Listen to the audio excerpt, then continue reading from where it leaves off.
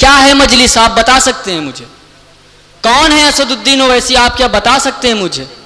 हम लोग क्यों उनसे इतनी मोहब्बत करते हैं कि आज उनके लिए अपना कारोबार, अपना सब कुछ छोड़कर हम लोग यहाँ पर मीटिंग में बैठे हैं?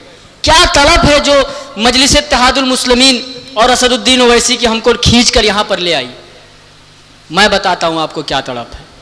बहुत सी पार्टियां हैं हिंदुस्तान के अंदर, समाजवादी है, बसपा है, आम आदमी है, कांग्रेस है, उसके बाद भी अगर आपने मजलिस इत्तेहादुल मुस्लिमीन को अगर चुना तो उसकी वजह यह है कि मजलिस इत्तेहादुल मुस्लिमीन हिंदुस्तान के अंदर एक ऐसी वाहिद पार्टी है जो आपके मसलों को पार्लियामेंट के अंदर, असेंबली के अंदर, सड़कों पर उठाती है ना, उठाती है ना। ये आप मानते हैं ना? हमने असदुद्दीन ओवैसी को क्यों पसंद किया? असदुद्दीन ओवैसी की क्या हमें लंबाई पसंद है? असदुद्दीन ओवैसी बहुत खूबसूरत हैं। असदुद्दीन ओवैसी को हमने क्यों पसंद किया? असदुद्दीन ओवैसी को इसलिए पसंद किया कि 543 सांसद हैं हिंदुस्तान की लोकसभा के अंदर, लेकिन एक सांसद है जिसका नाम असदुद्दीन ओवैसी, जो आपकी आवाज उठाता है। तो मैं एक बहुत ही सरगर्म, निडर और बेबाक नौजवान को आपके सामने शेर के साथ साथ पेश करना चाहता हूं।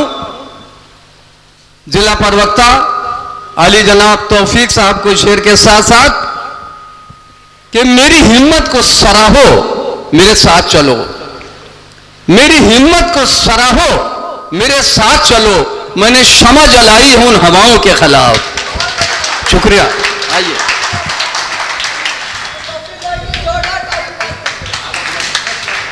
औज़ु बिल्लाहि मिनश शैतानिर रजीम, बिस्मिल्लाहिर रहमानिर रहीम, अस्सलामु अलैकुम व रहमतुल्लाहि व बरकातहू।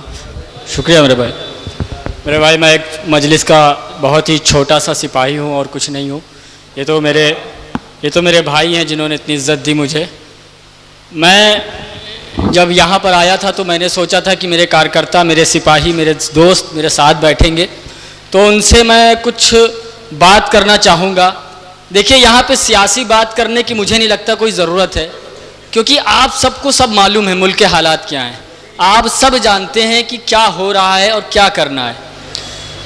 मेरे भाई, मैं आप सबसे एक सवाल पूछना चाहता हूँ कि आप लोग जो यहाँ पर बैठे हैं, आप लोग किस लिए बैठे हैं? मजलिस की मोहब्बत में बैठे हैं ना? मजलिस की मोहब्बत में क्या है मजलिस, आप बता सकते हैं मुझे? कौन है असदुद्दीन ओवैसी, आप क्या बता सकते हैं मुझे? हम लोग क्यों उनसे इतनी मोहब्बत करते हैं कि आज उनके लिए अपना कारोबार, अपना सब कुछ छोड़कर हम लोग यहाँ पर मीटिंग में बैठे हैं? क्या तड़प है जो मजलिस इत्तेहादुल मुस्लिमीन और असदुद्दीन ओवैसी की हमको खींच कर यहाँ पर ले आई? मैं बताता हूँ आपको क्या तड़प है। बहुत सी पार्टियां हैं हिंदुस्तान के अंदर, समाजवादी है, बसपा है, आम आदमी है, कांग्रेस है, उसके बाद भी अगर आपने मजलिस इत्तेहादुल मुस्लिमीन को अगर चुना तो उसकी वजह यह है कि मजलिस इत्तेहादुल मुस्लिमीन हिंदुस्तान के अंदर एक ऐसी वाहिद पार्टी है जो आपके मसलों को पार्लियामेंट के अंदर, असेंबली के अंदर, सड़कों पर उठाती है ना, उठाती है ना। ये आप मानते हैं ना? हमने असदुद्दीन ओवैसी को क्यों पसंद किया? असदुद्दीन ओवैसी की क्या हमें लंबाई पसंद है? असदुद्दीन ओवैसी बहुत खूबसूरत हैं। असदुद्दीन ओवैसी को हमने क्यों पसंद किया? असदुद्दीन ओवैसी को इसलिए पसंद किया कि 543 सांसद हैं हिंदुस्तान की लोकसभा के अंदर, लेकिन एक सांसद है जिसका नाम असदुद्दीन ओवैसी, जो आपकी आवाज उठाता है। इसलिए हमने पसंद किया।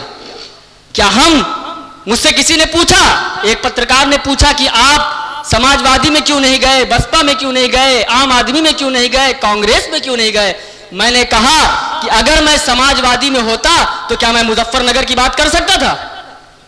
अगर मैं कांग्रेस में होता तो क्या मैं मस्जिद की बात कर सकता था? अगर मैं आम आदमी में होता तो क्या मैं दिल्ली दंगों की बात कर सकता था? अगर मैं बीएसपी में होता तो क्या मैं दूसरी बात कर सकता था? नहीं कर सकता था, क्योंकि यह एक ऐसा मंच है जहां से आप गरीबों के लिए, मजलूमों के लिए, दलितों के लिए, मुसलमानों के लिए और हमारे हर उस हिंदू भाई के लिए जो सताया गया है उसके लिए आप आवाज उठा सकते हैं। ये वो मंच है, ये वो आवाज है। आपको यकीन दिलाता हूं, अभी उत्तर प्रदेश का इलेक्शन जब हो रहा था, मेरी उम्र ज्यादा नहीं है, मेरी उम्र 23 साल है, लेकिन उसके बाद भी मजलिस के लोगों ने मुझे बड़े बड़े स्टेजों के ऊपर खड़ा करके बोला कि बोल बेटा बोल, तू बोल। ये हिम्मत कौन दे सकता है? समाजवादी दे सकती है आपको हिम्मत? नहीं दे सकती। कोई पार्टी नहीं दे सकती। ये सिर्फ मजलिस का एक प्लेटफॉर्म है जहां से नौजवानों को खड़ा किया जाता है कि बोलो और अपने हक को छीनो। यहां डरने की बात नहीं होती, इसलिए हमने मजलिस इत्तेहादुल मुस्लिमीन को चुना और उसको पसंद किया। अब दूसरी बात जो गौर करने की है, दूसरी बात यह है मेरे भाई कि हमने इलेक्शन देख लिया समाजवादी का। हम समझाते रहे कि भाई अपने 10 से 15 विधायक जिता लो, तुम्हारी आवाज नहीं उठाएगा कोई। आज क्या हुआ? हमारी बात नहीं सुनी। आज क्या क्या नहीं हो रहा उत्तर प्रदेश के अंदर, लेकिन कोई बोलने के लिए आपके लिए तैयार नहीं है। आपके 39 एक कम 40 विधायक जीत के गए मुसलमान। किसी के अंदर हिम्मत है कि वो आपके मसाइल पे खड़ा हो सके? किसी के अंदर हिम्मत है कि बोल सके आपके लिए? क्यों नहीं है? हम कहते रहे कि हम जमीन पर देख रहे हैं अखिलेश की सरकार नहीं बनेगी, आप समझो मेरी बात को, लेकिन मुसलमान नहीं, बस हम समाजवादी को जिता देंगे। अब की तो समाजवादी बस जीत गई भैया। हम मना कर रहे थे भाई समझो, लेकिन नहीं। लेकिन अब हमको समझना है, अब जो इलेक्शन आ रहे हैं सभा सदी के, ये बहुत जरूरी है, ये बहुत जरूरी है। आप समझ रहे होंगे। मैंने एक चीज और सुनी आफ्ताब साहब, मैंने एक चीज और सुनी है सभा सदी के इलेक्शन को लेकर कि लोग कहते हैं कि ये तो आपसी इलेक्शन होता है। मसलन कि किसी के चच्चा खड़े हो गए, किसी के दादा खड़े हो गए, किसी के भैया खड़े हो गए, ये तो आपसी इलेक्शन होता है। नहीं, ये आपसी इलेक्शन नहीं है, ये आपसी इलेक्शन नहीं है। अगर आप बीजेपी को देखिए तो हर छोटे छोटे इलेक्शन को वो पूरी जान लड़ा के लड़ती है। कभी आपने इस चीज पे गौर किया है? हैदराबाद के अंदर जीएचएमसी का इलेक्शन होता है, अमित शाह जाते हैं, नरेंद्र मोदी जाते हैं, योगी जी जाते हैं, सब जाते हैं इलेक्शन लड़ाने के लिए। किस चीज का इलेक्शन? सभा सदी का इलेक्शन। उसको लड़ाने के लिए हैदराबाद पहुंच गए। आप सोचिए, हम लोग अहमियत भूल रहे हैं। ये इलेक्शन बहुत जरूरी चीज है, ये वोट, ये चुनाव बहुत अहम चीज है, इसको अहमियत लेना सीखिए। क्यों सीखिए? ये जो छोटा सा इलेक्शन आपको दिख रहा है ना सभासद का, ये छोटा इलेक्शन नहीं है। अगर आपके लोग, आपके बोलने वाले जीत के जाएंगे तो वो आपके लिए हर मसले पर खड़े होंगे। इस चीज को समझो मेरे भाई।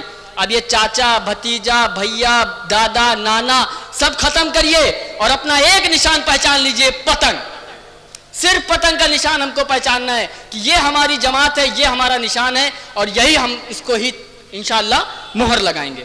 उसके लिए हमको करना ये है मेरे भाई, आप सबसे गुजारिश है कि आप लोग अपने मोहल्ले के अंदर लोगों को जोड़िए, मजलिस के पैगाम को पहुंचाइए, उनसे बताइए कि मजलिस क्यों जरूरी है हमारे लिए, मजलिस क्या कर रही है हमारे लिए। इस चीज को पहुंचाइए और आप लोग एक ताकत बनिए, मुत्तहिद होइए।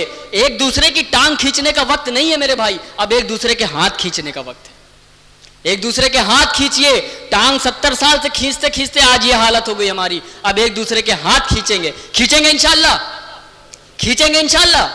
बस मेरे भाई, मैं यही आपसे कहना चाहता था कि इस इलेक्शन है, इसको जरा सा गौर कर लीजिए, बहुत जरूरी चीज है। अस्सलाम वालेकुम वरहमतुल्लाहि वबरकातुहू। माशाअल्लाह, बहुत अच्छे।